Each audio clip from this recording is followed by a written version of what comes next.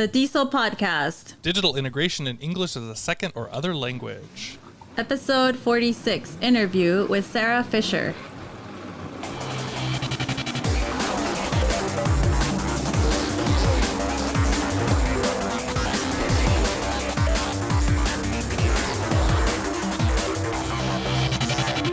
Welcome to DIESOL episode 46. We are your hosts. I am Brent Warner.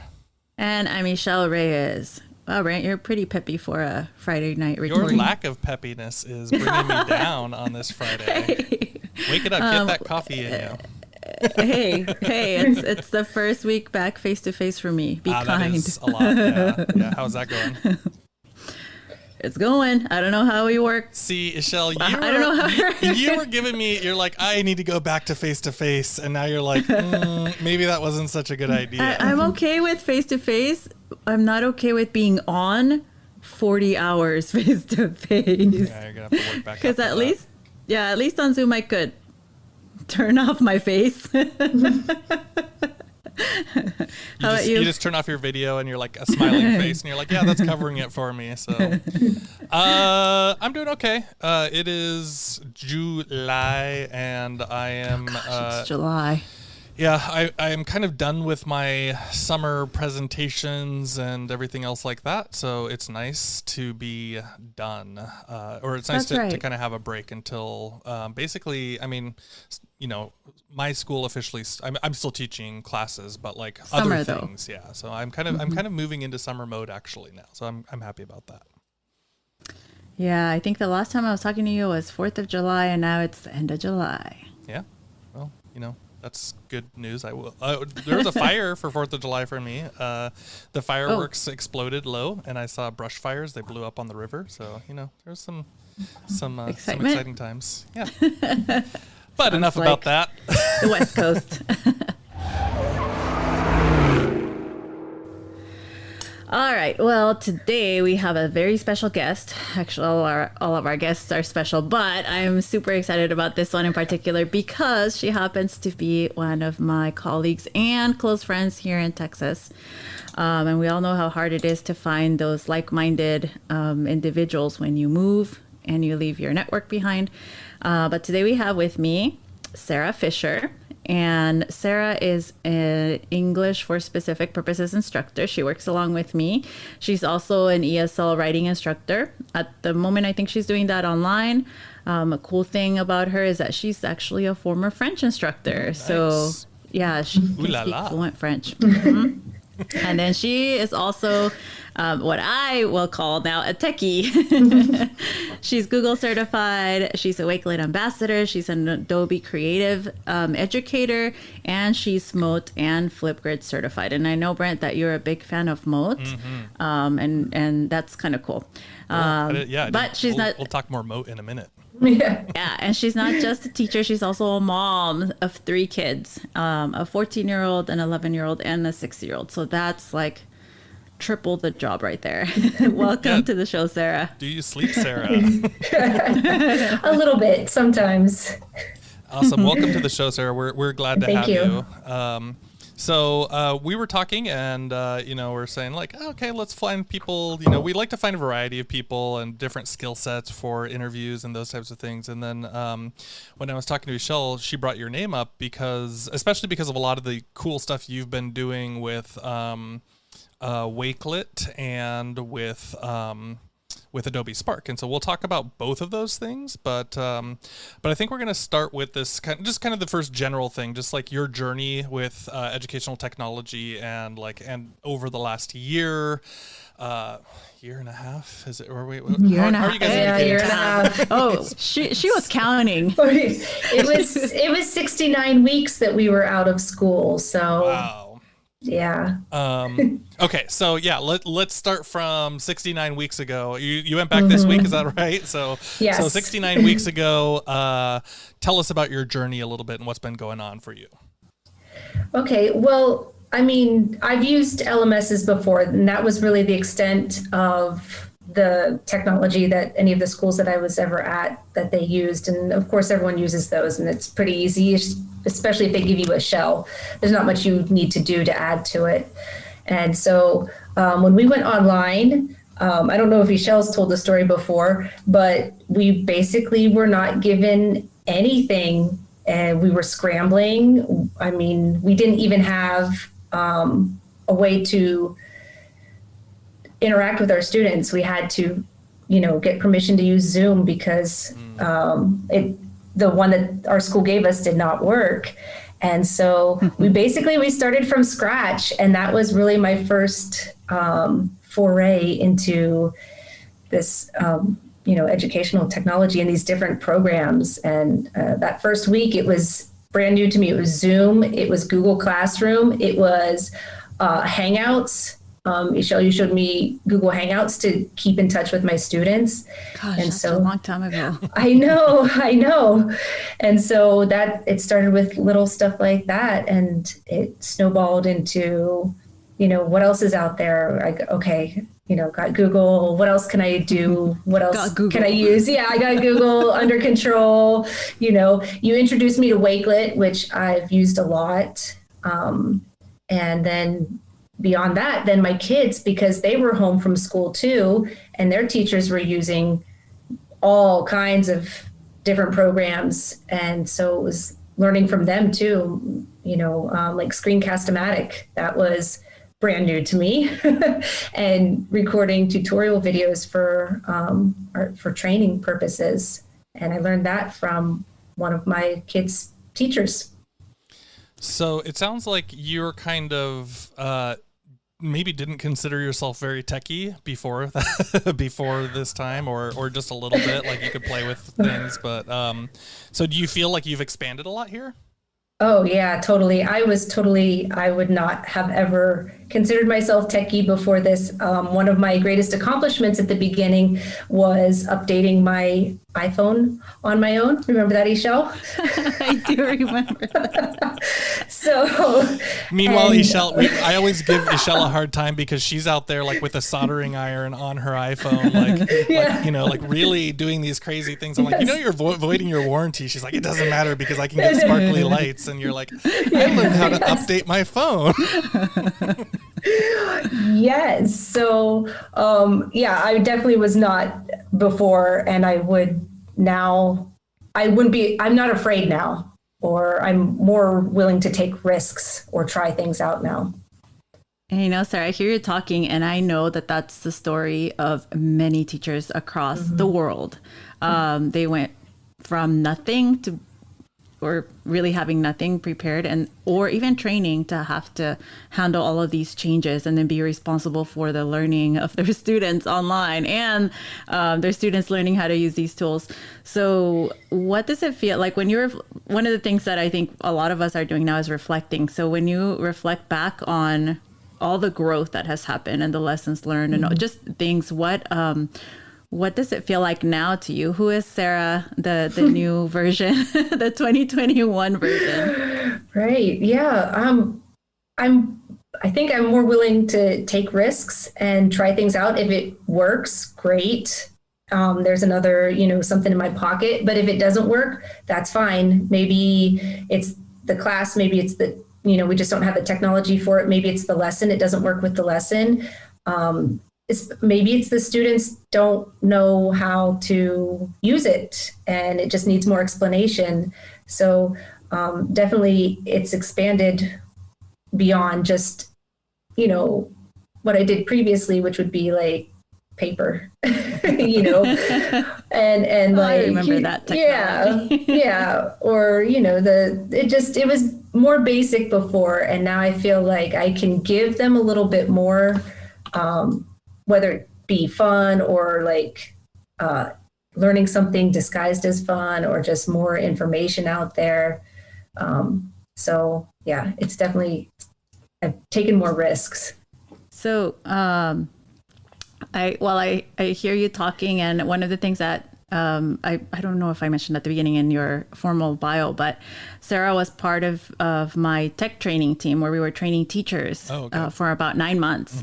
And one of the things she used to say whenever she'd get a group of teachers is she had this phrase, and the phrase was, because, teachers came when they had issues with Zoom or issues with something, Google Classroom, whatever it was. And Sarah, do you recall that phrase? Was it push all the buttons? Yep. Complete that phrase because that was awesome. Yeah. Well, and you know what? It was almost sort of like having that. I saw my kids, they would push all the buttons. Esol, you introduced my kids to a lot of different programs to keep them occupied during the day while I was teaching. And I would download the app or open the website, whatever, for them. And I'd be like, okay, I got to go to class. So you figure it out. And they would figure it out. And then I would try it later and I'd be like, okay, well, now how do you do this? How do you do that? Because they would sit there and push all the buttons. Nothing blew up. It was fine. And that's what I think sometimes we get stuck in our ways and we're afraid to experiment like that. But now I'm not, I know, just push all the buttons, try it out and see if it works and see what it does. And, it's all right. So while you were pushing all the buttons, you discovered your bigger love than I have of Adobe Spark and Wakelet. Yes. Because I honestly, I use Wakelet not very frequently, but I told you about it as a way. I don't even remember what we were doing at the time. Yeah. But you took that and you ran with it, and now you're a Wakelet Ambassador and a community member and a leader and all sorts of things. So tell us a little bit about that. Okay. Yeah. I think it was one of those things you sort of threw it out there and you were like, oh, and here's Wakelet as a way to save your stuff. And, I, at the beginning had started, I did the things like I finally used my Google Drive, and I finally made a YouTube channel with my playlists. That's right. Yeah. I'm telling you, I basically started with zero, but then it was like, okay, so I can save videos and I can save documents, but what about like websites? How, and I think Esol, that's how you threw it out there. You're like, you can save everything, and you just sort of threw it at me. And when I tried it out, I was like, oh, I like this, because there are so many different ways that you can take it. You can collaborate with other teachers, which we have done before. The third member of our distance learning team, he and I taught the same book, and we collaborated on the materials. We combined all of our materials. You can have students, do a portfolio through there, and they can collect videos and websites and PDFs and docs and slides, and everything's there in one place. Everyone can see it, or you can make it private and it's just for your class. You can share it with other teachers. It's a lot less paper out there. Let's pause for 1 second here, because I want to make sure that, because I know Wakelet a bit, but I use it for one purpose, which is saving a link to something on the internet, right? And so you click on the Wakelet, you say, hey, I want to read this later, or I want to use it as a resource for my students in the future.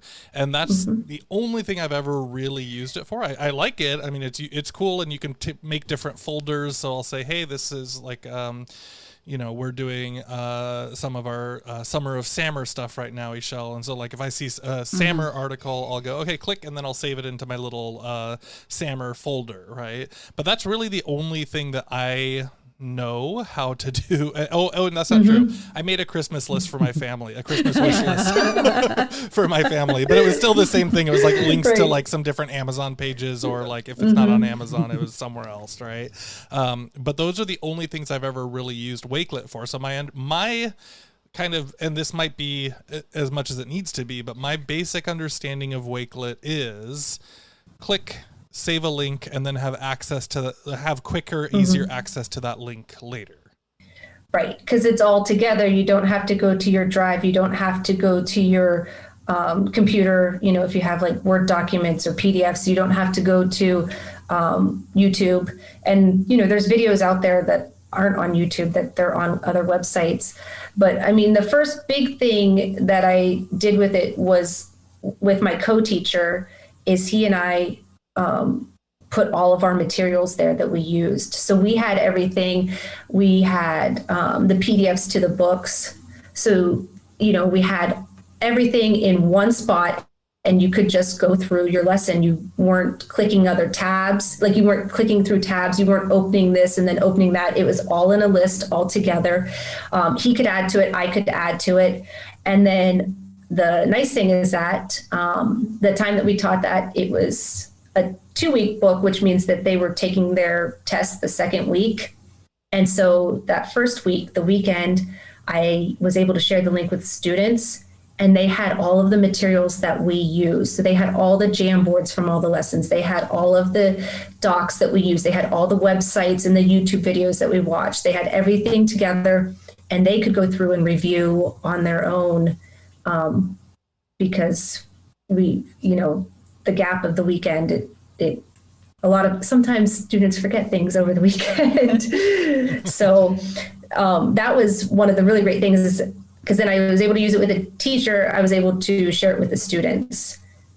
And I think one of the things that when I'm thinking right now about how hard it was at the beginning to navigate Zoom, and you're talking about not having to click other windows, and that it was kind of a lifesaver for some people, because depending on what system they had, if you're clicking outside of Zoom, you're suddenly, hey, where did Zoom go? Yes, it's gone.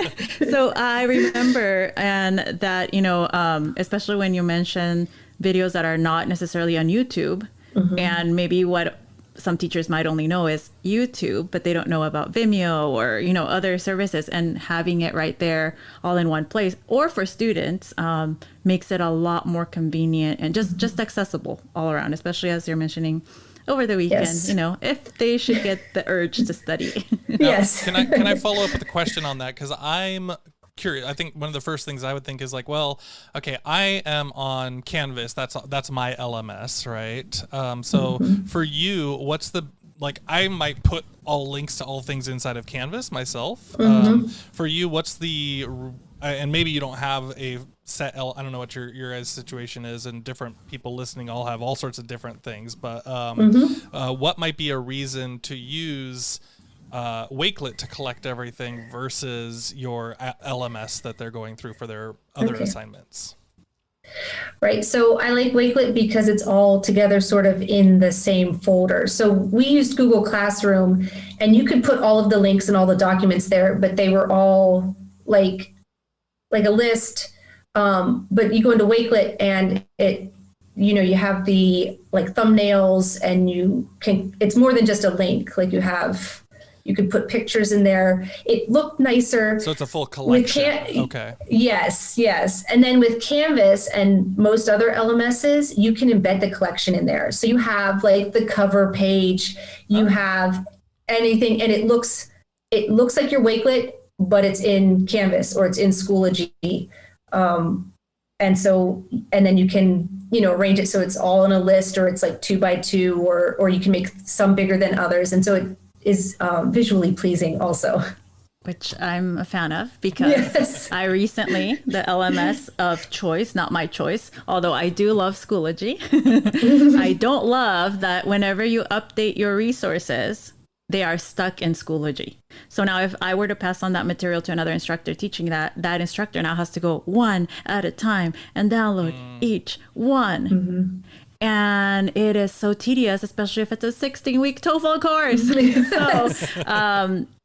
you just gave me that. And I've, now that we're back face to face, everything's flowing a lot smoother. I'm able to use, obviously, material more efficiently with my students. But whenever I plan something, I always think for the future. I want it to, the longevity of the course over time. I don't want to invest my time into something that someone else isn't going to use, because I can tell that the teachers who use unfortunately, Schoology is the victim here. Poor Schoology. You can't download all of that. Yeah, they'll be fine. Well, I still love Schoology. But anyway, now I'm thinking, hey, I spent all this time planning for next week, all of my materials. And I was thinking, how am I going to organize these? Because I want them in the cloud somewhere. But in some cases, you're not allowed to use necessarily your Google Drive. But Wakelet is an excellent place to put them in by week. And I just realized I can do that. So, well, and then you wouldn't have, sometimes we have teachers who don't like using the technology, and they don't want to use Schoology, then you could also just share your Wakelet collection with them, and by week, if that's how you organize it, and just be like, hey, here's the link for all of these, and they can open it on their computer, and they don't even have to get into Schoology, because also one of the issues we have is we don't even have enough licenses for everyone to have Schoology. So it might be a case where there might be a teacher who can't use what you put in Schoology because he or she can't get into it or doesn't want to get into it. But Wakelet, you can just send them a link. Yeah. You know, and for overseas. Oh, yeah. Sorry, Brant, I cut you off. For overseas, because we do have teachers that are overseas, and I've shared Wakelets with them, and it blew their mind that you could have everything there, because they also may not be allowed to use Google, or Google is blocked, but they can use Wakelet. Sorry, Brent, go ahead. No, I was just kind of reflecting on the same thing. Is like, sometimes I get, I have some faculty members, and I say, okay, well, it's just in the Google Drive, and their eyes roll in the back of their heads, and they pass out as soon as I say it, right? Because it's like, oh, well, I have to log into that, and then where's my account and all those things. So where's the thumb drive? Remember those things? Yeah. So I do like the idea that it's just like all open and easily accessible. That does make a lot of sense, and I think that for a lot of people listening, they might be able to kind of recognize that need too, because if you're not at an institution that's fully vested in one system, right? And it's like, there's so many, like I know I've got my little blinders on, because I'm kind of in control at my school. I'm like, everybody, you do what I say. But like all over the place. And Esel, when you and I worked at USC and all of those things too, is like, okay, just everybody's kind of doing their own thing a little bit. And that's really still quite common. And so that ability to just have something open that anybody can access without really having to do all the extra steps of, all the extra steps that come with those things, that does sound pretty appealing.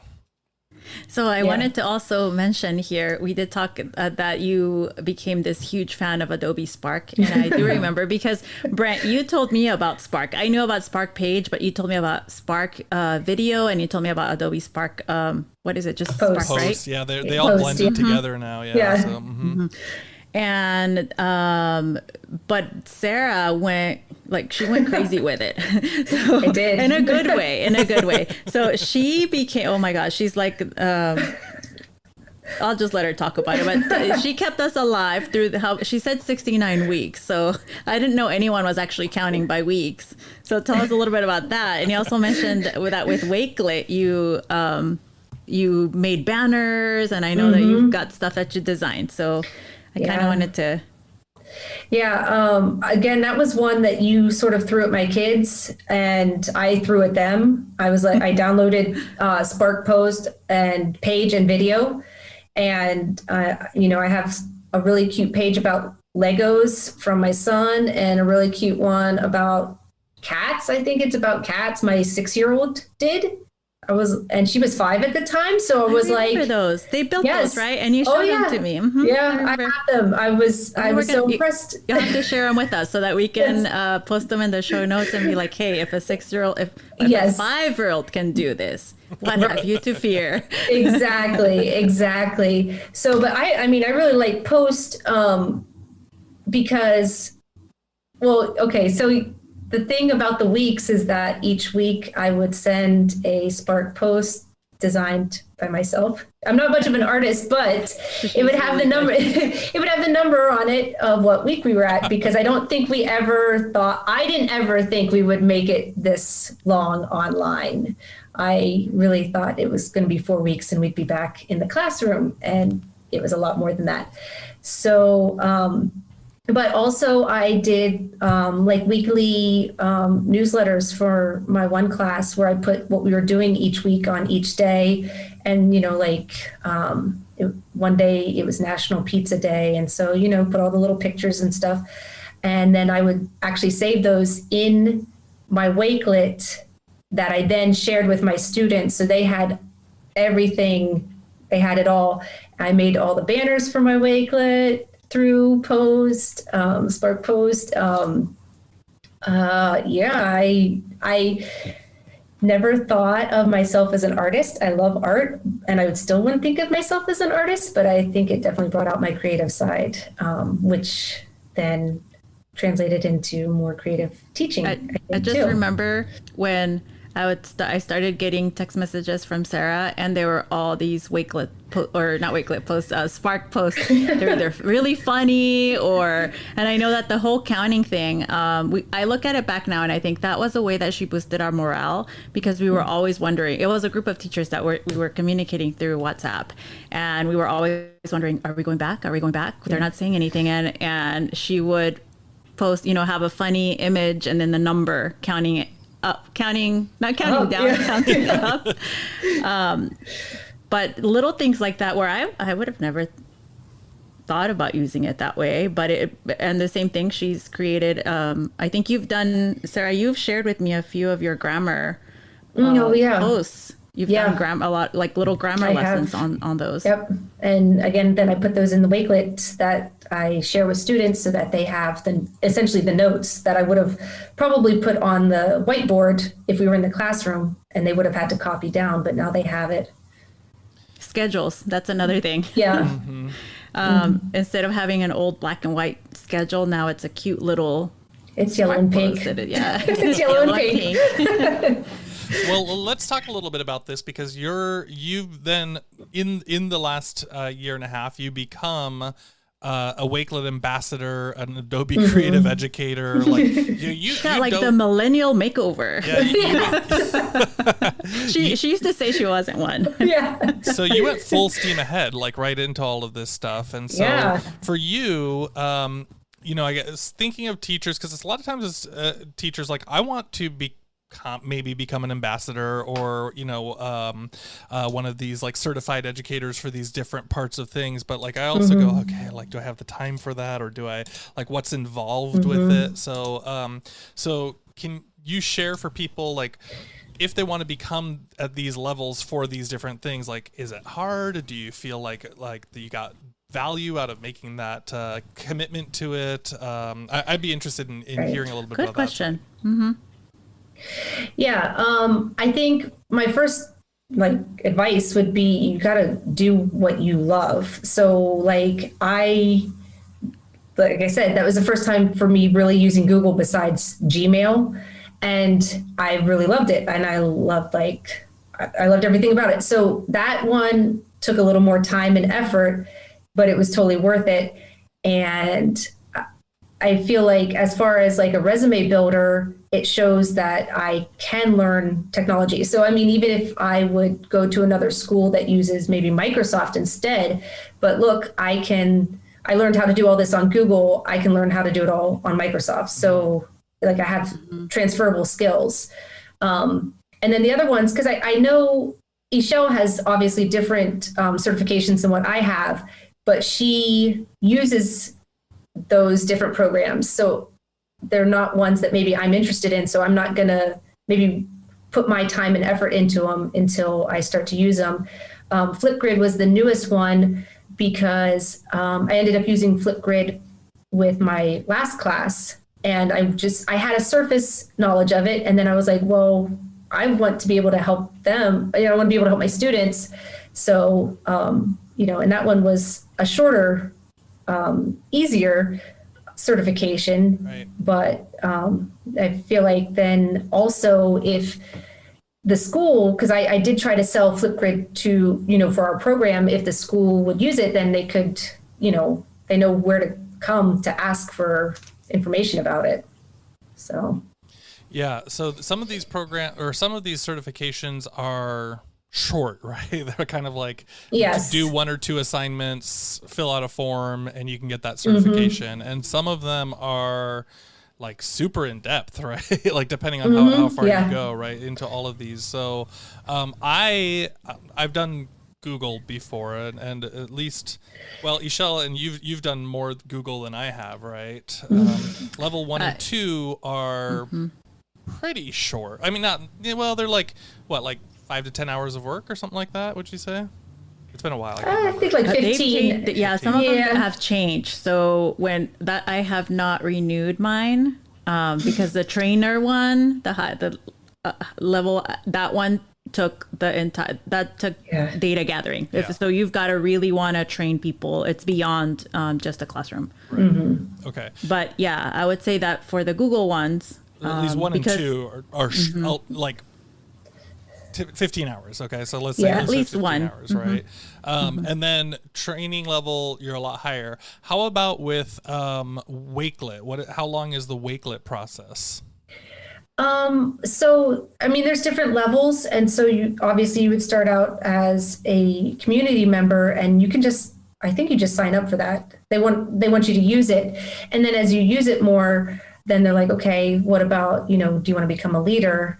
And there is a work to go along with that. And then obviously a little bit more for ambassador, but not quite 15 hours. But that was, that, and between that and Adobe, that really made me use my creative side, or what I have of a creative side. But so I really got a lot out of that, because I could use it. I could use it in the classroom then too. Okay, so Wakelet gives you, like, they kind of recognize how much you're using it, and then they kind of, do they prompt you, or they just say like, hey, you're using this, why don't you look for? Yeah, they send out emails, once you get community member, okay, so are you ready to become a leader? And then a leader, are you ready to become an ambassador? Okay. And there are some requirements, like you have to have 50 bookmarks or something to become a leader or whatever, which of course you're like, I done. Yeah. Like that was the easy part of it. So, and then I think as an ambassador, they probably want you to be able to give trainings. And actually, I just did a mini professional development training the other day for a colleague who wanted to be able to use it in her class. So I just, I think everyone at our school knows that I am Wakelet. Riding the Wakelet riding the Wakelet wave, yes. Okay, and then for Adobe too, because I know Adobe feels, to me at least, and like I probably could do it, but Adobe feels like aspirational to me, because it's like, it's Adobe, right? Like, I always grew up and every Adobe product was $600 each, right? That was kind of like the standard, and like I know it doesn't cost the same these days, but still, I'm always like just think that's still like pricey. pro level, So what was the process for certifying at the Adobe level for Adobe Educator? So first, again, that was Esol. She threw that out at me. She's like, hey, here's this Creative Educator thing. And I was like, I sound so cool. Mean. You threw it out in a good way. You do this work. Well, I think you actually threw it out to our group, Esol. There was a couple other people. Sure, and I looked at it and I was like, okay, the thing about as far as the Creative Educator, because Adobe has a ton of different certifications. As far as the Adobe Creative Educator goes, it's more towards lesson plans and using Adobe products in your lessons. So I just recently got like level 2 certified, and it was a whole like lesson plan that you had to come up with. And that I would say is maybe a little bit difficult for me, because most of our lesson plans at our school are pretty much written out for us. So, I mean, I can usually throw in the fun stuff, but I haven't recently had to come up with really my own lessons. And I did for this, and it is one that I have used in my classroom then. Okay. Yeah, I think the Adobe one, I would say it's worth it, because they send you, I showed Sarah, they send you this cool box with the Adobe logo. It's a huge box and it's got goodies in there. You get it, of course, you get the t-shirt, you get the stickers, you get an Adobe Creative poster, but the really cool thing you get in there that I can use with teachers or students is a set of cards. Really beautiful cards, and they're problem solving and problem approach cards, and each card has a task and how to approach a task, and it guides you through conversations you can have with your students, because of course it's Adobe Creative Suite, right? And so you're encouraging students to be creative learners. And so just for that, I would say go get that certification because it is so worth it. And it's a beautiful, they give you like a beautiful little packet of like feedback cards and problem cards and communication cards and approach cards. It's just, that was cool. I just shared it with Sarah. I think Sarah's waiting for hers. Yeah, I'm waiting for my box. Waiting for her box. Awesome. So, so let's wrap up here. But now that you've gone through all of this, your millennial makeover, as I call it, I like to tease her, and you know, uncovering that artist. I don't think that you were not an artist. I think you just uncovered that artist. But what are some lessons that you've learned that maybe, especially now having been going back face to face, what do you think? What are some lessons that you learned that you hope others will also reflect on, or that you think will be helpful now as we continue face to face? Well, I hope that we don't lose the momentum that we had. I hope that, you know, we can continue to find ways to use this technology or these programs in our classrooms. Because, well, and then also I hope that we keep these lessons because we've learned that we can teach online, we can make adjustments, and we can also do hybrid too. So I think we also have learned different ways to teach and different ways to approach students also, like to their learning. So I just, you know how I feel about this. You know that I hope that it doesn't all go away and we don't just go back to paper and pencil and books, that we can keep this going with our teachers and with our students, and maybe change the way learning is done a little bit. Yeah, absolutely. That is a concern for me. There's some of that talk about there about like, oh, I just want to go back to normal, back to the way it was. Yeah. Right? And it's like, really? Like, yeah, exactly. The upside down scanned PowerPoint slide that you posted. No. Yes. The bingo card. The bingo card. Yes.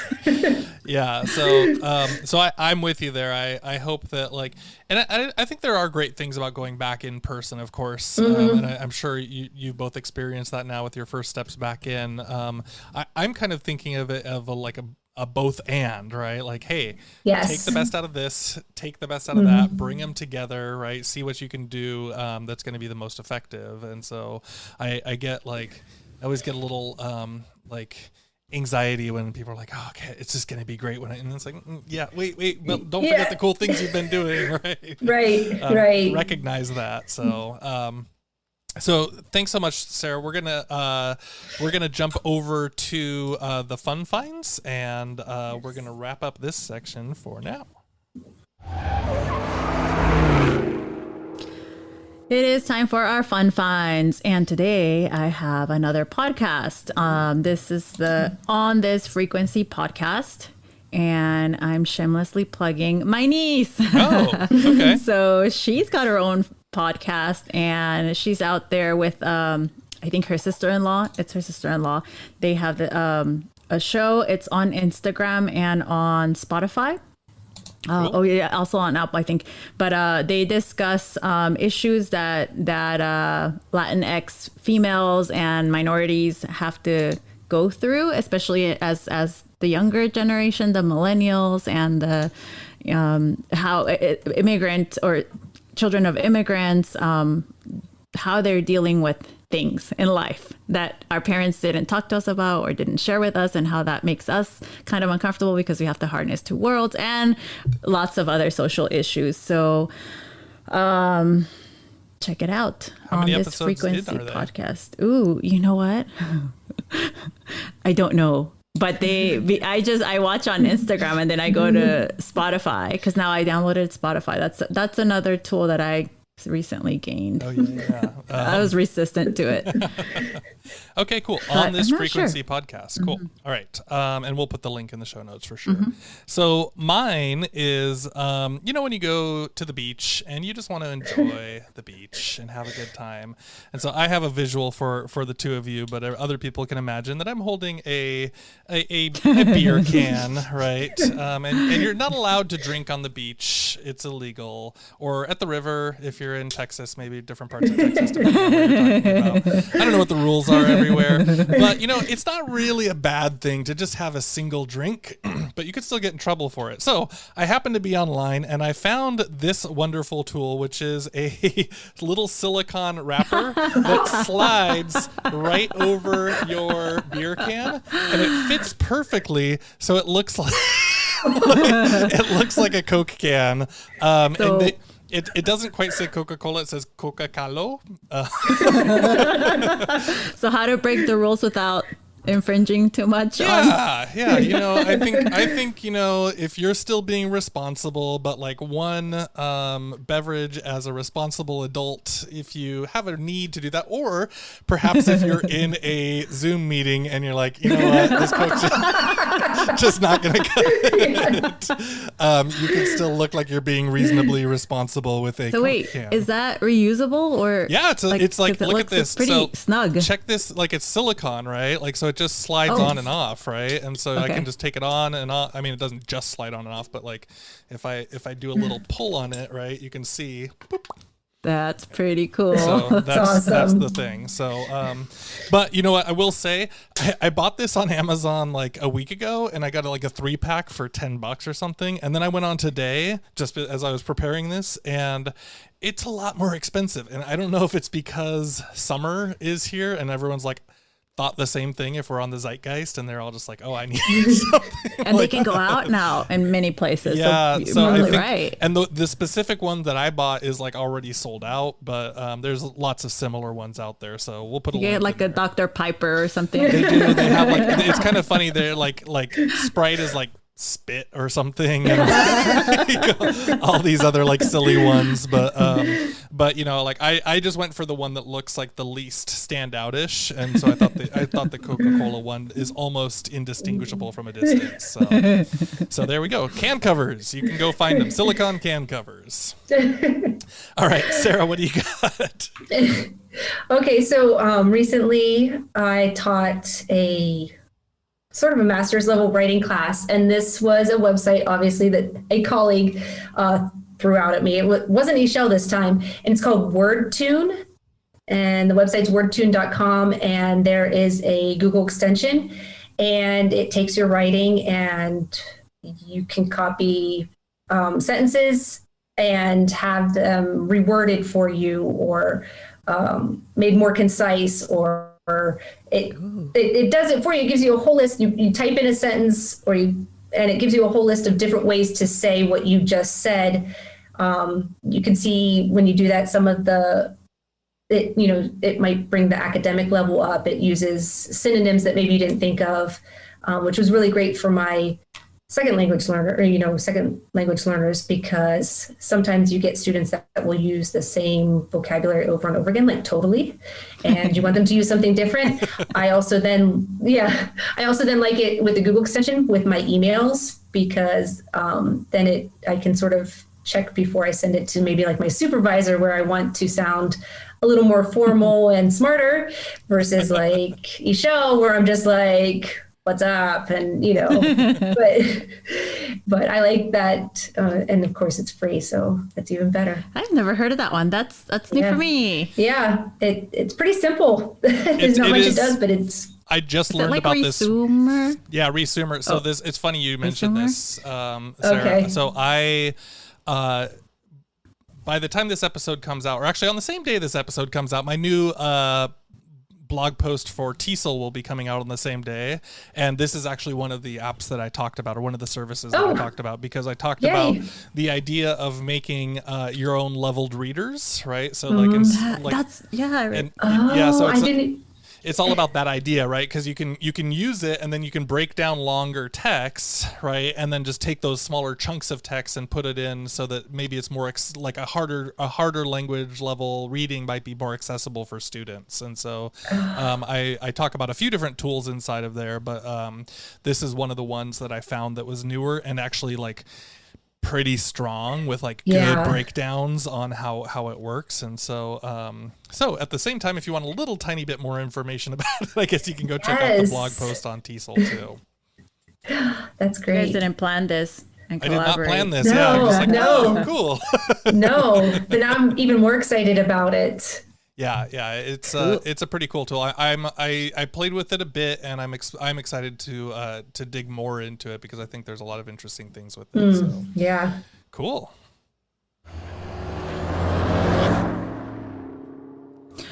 Thank you so much for listening to the show. You could win a one-of-a-kind DIESOL pin by leaving us a review on Apple Podcasts, which we haven't had since March, I think. Oh, come on. We know people are listening for sure. If you're giving us a shout out. That's a good question. Wait a second. People are downloading the show. I'm not sure if they're all listening. We should be a little careful about that.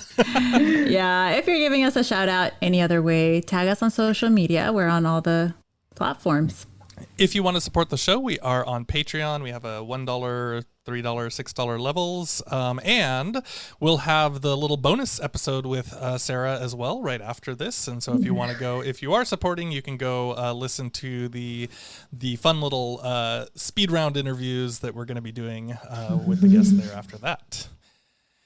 For show notes and other episodes, please check out diesel.org/46. And of course, you can listen to us on Voice Ed Canada at voiced.ca.